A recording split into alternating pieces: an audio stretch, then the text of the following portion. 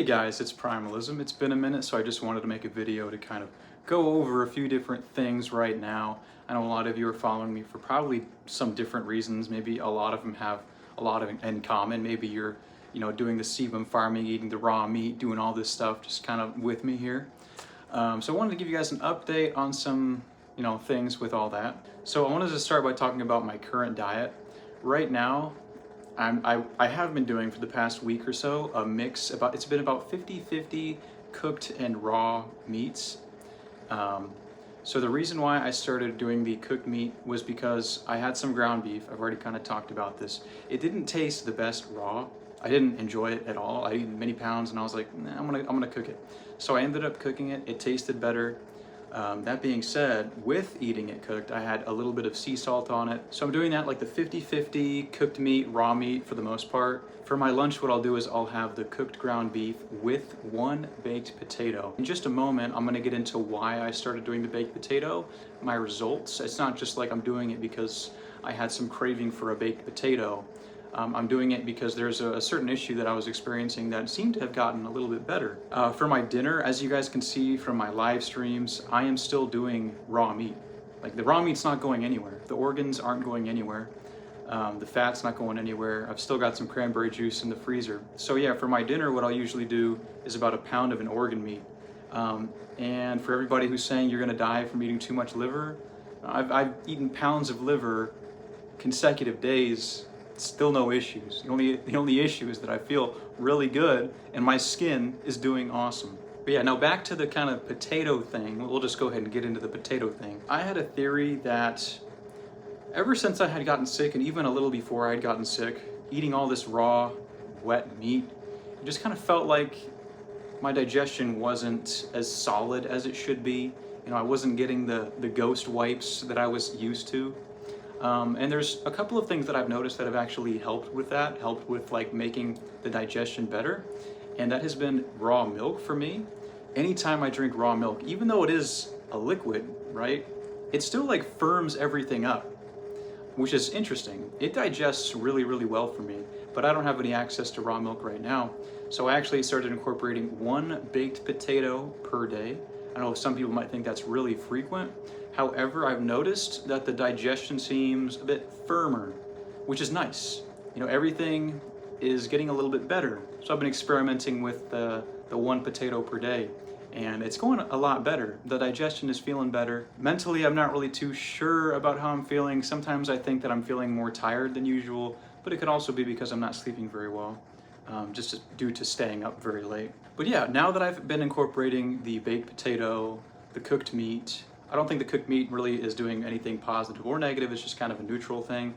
And the one baked potato per day, it just helps kind of firm things up, as I have been saying. It makes sense, right? It's starch. So I've been enjoying that. It hasn't been breaking me out or giving me any issues at all. Now let's go ahead and talk about the sebum farming. I am still not showering. I think what I'm going to be doing is kind of like maybe one shower every week, maybe once every 2 weeks. Still not getting my face or my hair wet. I think that there's magic with healthy sebum on your skin. I know there's a certain subsect of individuals these days that really care about appearance and the impression that you give other people. I can certainly fall into that myself. However, I think that living more naturally, letting all that sebum build up, and letting that be the fix to my acne, it feels a lot better than using all of the different products, all the toxic chemicals. You don't know what effects that could be having long term. You don't know what that's doing to your innards. Our skin just absorbs all of that. Our skin eats. I don't want my skin to be eating toxic chemicals that I myself wouldn't want to put inside of my body. I get asked a lot, Primalism, do you get dandruff? You can probably see, yes. I mean, there is some dandruff, but guys, it's been like so long since I've gotten my hair wet at this point. It's not really that bad, but it's there. So I was friends with a hairdresser at one point, maybe a little more than friends. And one day I went over to her apartment and she started giving me a haircut. And we kind of had like a little conversation about dandruff and whatnot. And then I can't remember what the conversation was specifically, but we were talking about dandruff and dandruff stuff. And she goes, yeah, you know, dandruff is just, everybody has it. Like, it's not a big deal. Like, everybody has it. Everybody, it's just a normal thing. So I'm not really too worried about dandruff. Never really experienced issues with dandruff in the past. Now it's definitely going to be there, I feel like. Something that kind of helps is like going in, and I brush my hair now, whereas I didn't before, which makes it a little bit straighter, which I don't necessarily like because it kind of makes it harder to control. I feel like brushing it helps to get out some of that dandruff. Probably also just like going outside, letting the wind blow through your hair, stuff like that. Another thing that gets brought up a lot is a lot of people ask me about sleeping on the floor. It's a very basic concept. It makes a lot of sense to me, but it probably doesn't make sense to other people.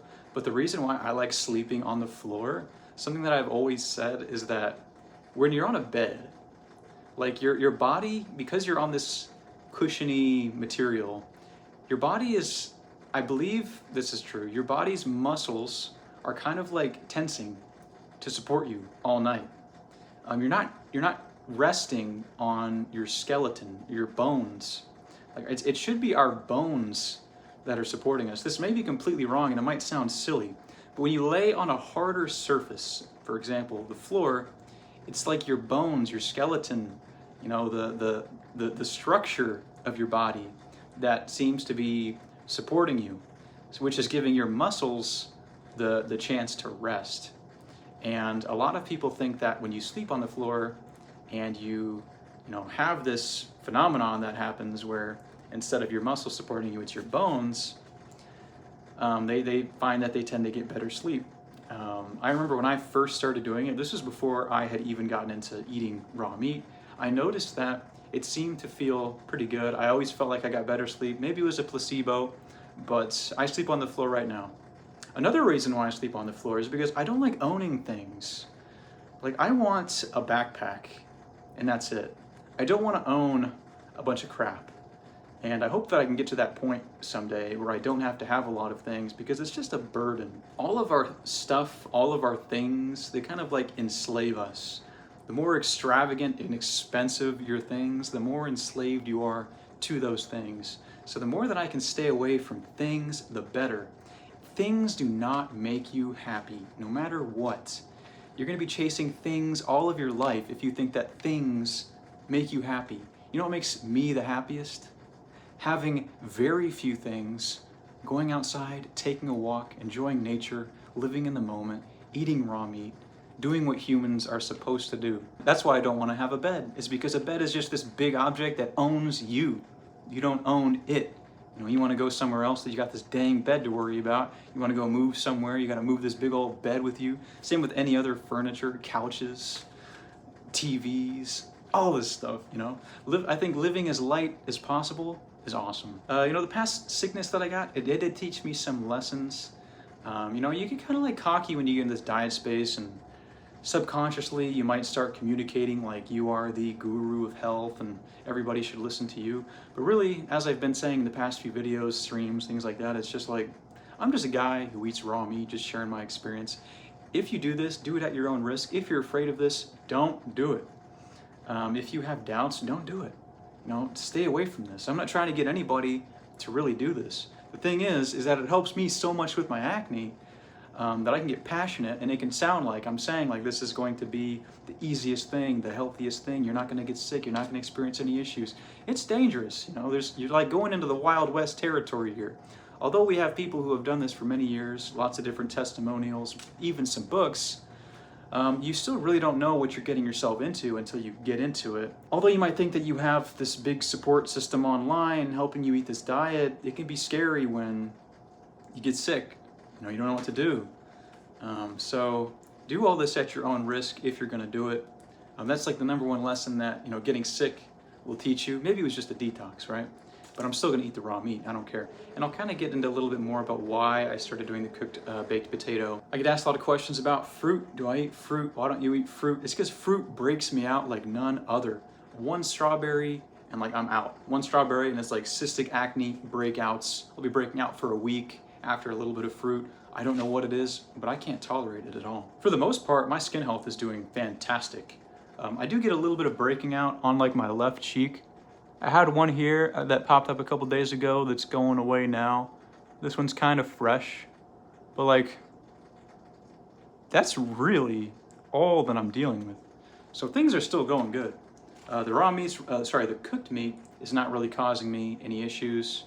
The one potato a day isn't really causing me any issues. As a matter, it just helps my digestion a little bit. So I'm going to keep on doing that. You know, if it works, why change it? So that's kind of what I'm sticking with now. The skin's still doing good. And today for dinner, I don't really have many organs left. All I've got is just 1 pound of liver. So what I'm gonna do is save that liver because I already had 2 pounds of liver and I don't want to go too overboard. But today I'm gonna be having some ground beef, just some supermarket ground beef because it's what I had to do. And I've got some ground trim fat. All right, so today we're having I already started eating because I started recording with the wrong microphone and had to go back and set that all up. But today we're having some very basic meal, just ground beef and fat. It doesn't feel right. Like, it doesn't feel right eating so bland. It's definitely missing something here. Risk Taker 281 says, "Man, your willingness by not showering for tons of days is insane." It's honestly really easy. The only thing that you really have to worry about is like if you wear the same pair of clothes too much and then you go out in public, like people are definitely probably going to smell you. But I don't know, like if you were like wearing a new pair of clothes each day or like whenever you go out in public, it's not really that big of a deal. Like I highly doubt that anybody can really smell it. But it hasn't been an issue at all for me.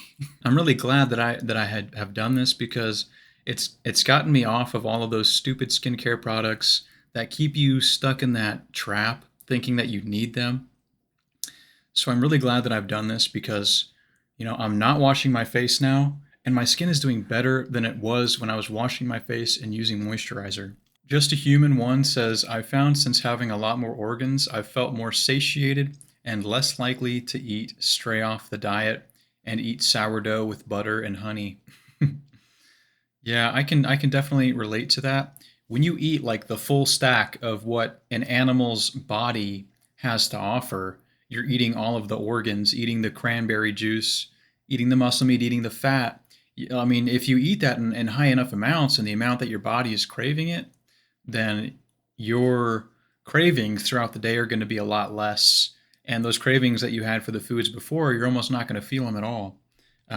It's very easy when you're eating this the right way, eating a lot of fat, to not have any cravings. It's Edward says, "I still have acne and seborrheic dermatitis, but I eat 1 kiwi a day for vitamin C. Should I stop eating it? If yes, how can I reach the vitamin C daily threshold then?" So it's no mystery to a lot of people who eat raw meat, but maybe you don't know. Raw meat is very high in vitamin C. You're going to be getting plenty of vitamin C if you're eating raw meat and organs. So it's not really something that you're going to have to worry about. However, I don't know if 1 kiwi a day could really be causing you to have a serious issue. I'd be interested to like know how bad your acne actually is. You know, I would probably have the same reaction as you. I'm very sensitive, but I haven't met a lot of people who are as sensitive as me. I was asked, "Is open air fermented liver good?" I got a whiff of some when my dog let her liver out for 3 days, and it smelled intensely sweet and a little sour. Yes, there's a lot of people who actually keep their meat like that.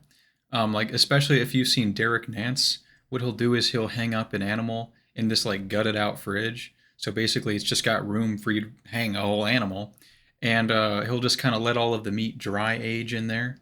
And I've done it on a very small scale, just kind of like leaving some meat out on, you know, like uncovered on a shelf, and the crusty bits that it gets are actually really tasty. Like it gives it a different texture. I kind of like it, so I think that it's definitely perfectly okay to eat, and you should give it a try. Linko Light asks, "How long does it take to start craving this? It's very unappetizing me, not inedible. I'm not gagging or something, but it's still such a chore to cut it up and eat tiny pieces because if I bite into it as such, I'd probably yak." Yak is crazy. But anyways, How long does it take to start craving this? It might take a very, very long time. If you like literally just started, I mean, if you've been eating a certain way, maybe you've been eating really hyper palatable foods, it's going to take you a very long time. You might never actually really crave just plain raw meat because you've become so accustomed to super flavorful stuff. Really, a big part of eating this way is kind of like you have to kind of ascend from your taste buds a little bit. You have to be like not always eating for the pleasure and just kind of eating for the energy and the nutrients and the way it makes you feel and just that belief that you have that eating this way is going to make you feel good. But if you don't feel that way, then I don't like, then no one's forcing you to do this. You know, you can eat your meat with a little bit of spices, seasonings, vegetables. If as long as it doesn't cause you issues and it helps you eat raw meat, I don't see anything wrong with that. You might never crave this, and that's the truth. You know, it really doesn't taste that crazy good. It's very bland. It's not like one day you just wake up and you switch and all of a sudden it starts tasting like cake to you. It does, you know, it's just, it's very bland by nature, and it might always be like that for you. Okay, here's a good one.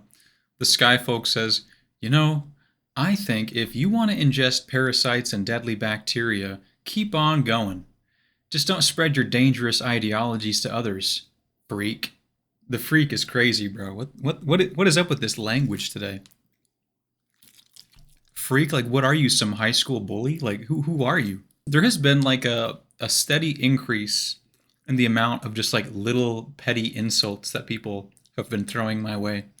And I just find it so funny. Also, let's go back a little bit here. You said deadly bacteria. This is the issue. It's that you have been lied to. And parasites, there's no parasites in anything that I eat. There's no parasites. The bacteria isn't deadly. It's good for you.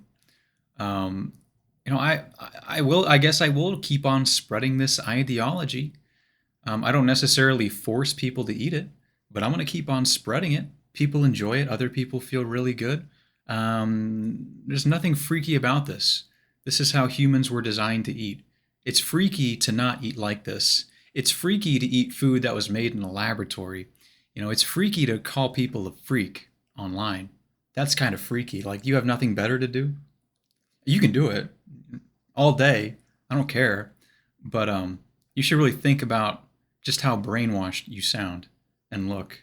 Yabio Donkey, I think that's how you say it. Maybe it's Yabio Donkey. I don't know how to say it. He said, the average mukbang content creator wishes they could make me as hungry as I am right now watching Primalism chow down on liver.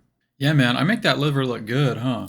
I can really get down on some liver. Ain't nobody out there that can get down on liver like the Musk Lord, the farmer of sebum. I can eat some liver. PK says, how is the taste? Don't you get disgusted? He's referring to the video, he's referring to the YouTube short or the TikTok that I made when I was eating the raw liver with my bare hands. The taste of liver is very strong. You know, it's very unique, but I definitely wouldn't describe it as disgusting. It's just kind of an acquired taste. Some people say that it tastes like chocolate, but I don't really find that it tastes like chocolate. It just tastes very minerally, livery. That's really the only way I can describe it. I've never eaten anything that tastes quite like liver. It was so funny, guys. There was this guy who commented on my channel. He was like, I just started eating the cooked carnivore diet, but I could never do this. He's like, I might come back later once I get more motivation to try this. 2 days later, he comments and he's like, just ate 7 raw egg yolks. We'll see how this goes. And then like another hour later, he comments, just ate raw meat. This is delicious. It's like convincing somebody in real time. It's crazy. I'm not trying to convince you. Like, I'm not really trying to convince anybody at this point. You know, I do what I do. And that's all there is. And if you want advice or you want to try it too, or you think it might help you, I might be able to help lead you in the right direction. Macaroni Delta asks, hi, are you still feeling depressed and lonely? I know that you say the raw primal diet cured your acne, but has it had an effect on your mood or confidence? First off, I want to just clarify, I don't eat a primal diet. A lot of you are using the word primal diet very liberally. I don't eat a primal diet. I eat a raw meat diet. Primal diet's different. Look into Agenus Wanderplanus if you want to know about the primal diet. Depressed and lonely, definitely a little lonely. However, it's been so long now that I have gotten used to it. I've dealt with it for quite some time. Loneliness is it's a pretty, I don't know. It is what it is. Not that big of a deal.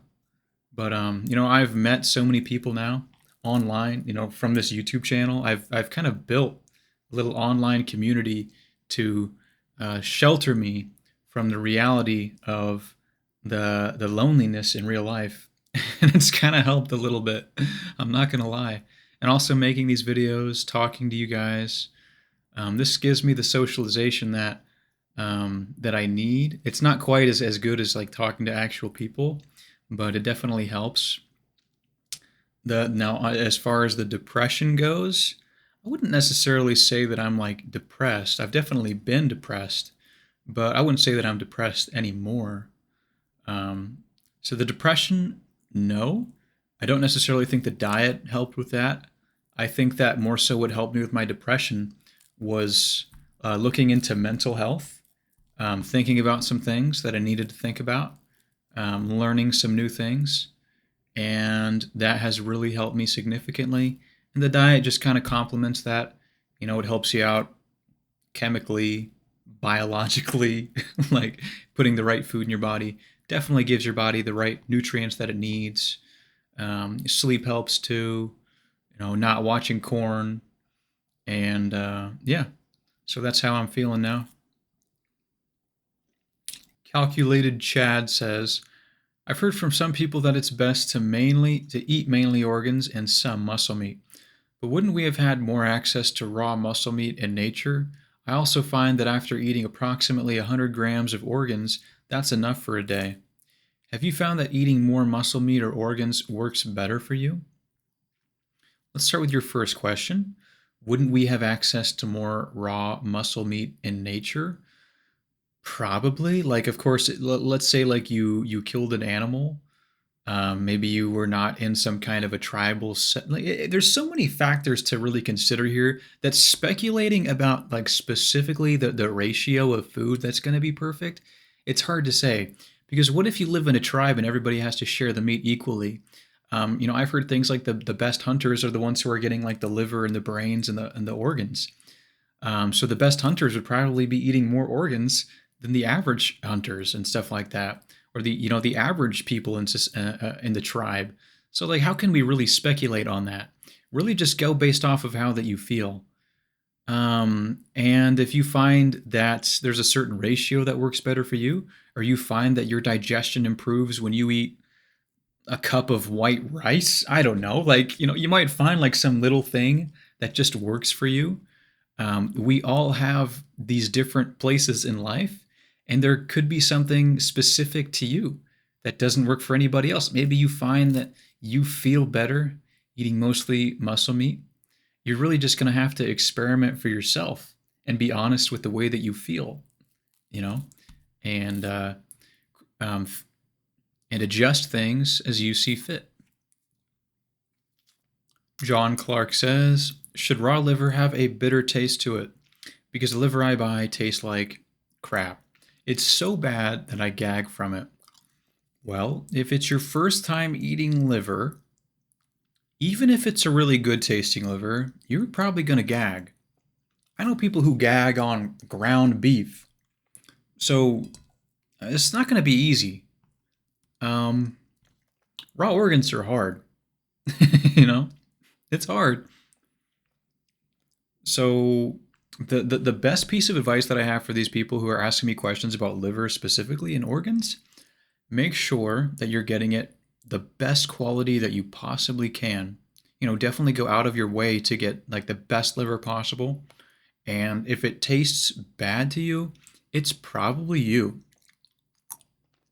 If it tastes bad to you, it's probably because you're not used to the taste of liver yet. I'm so excited to be moving soon. Can't wait to have a new change of scenery, new people around me, just like a totally new environment to be in. Like things are gonna feel so much different. Like I've been so used to being just like crazy alone, like every second of my life, that I hope that it didn't like negatively affect me. It's it's gonna be a learning experience, you know, having to reintegrate into a social setting. I think I can do it. I don't think it'll be that hard. I'm gonna give it my best shot. Um, yeah, learned a lot of lessons. Ate a lot of raw meat. Ate a lot of not raw meat. Did a lot of things I shouldn't have. Did a lot of things that I should have. You know, that's just life. Yeah, guys, I appreciate you watching the video. Try to make these videos as frequently as I can. I'm also streaming every Wednesday and Saturday from 12 p.m. to 4 p.m. Central Time. So if you guys want to check out my live streams, come ask me some questions. We'll like do some gaming, some chit chat, some just general goofing off. But if you guys enjoyed the video, make sure you leave a like, comment, and subscribe. And I will see you guys in the next one. Thanks so much for watching.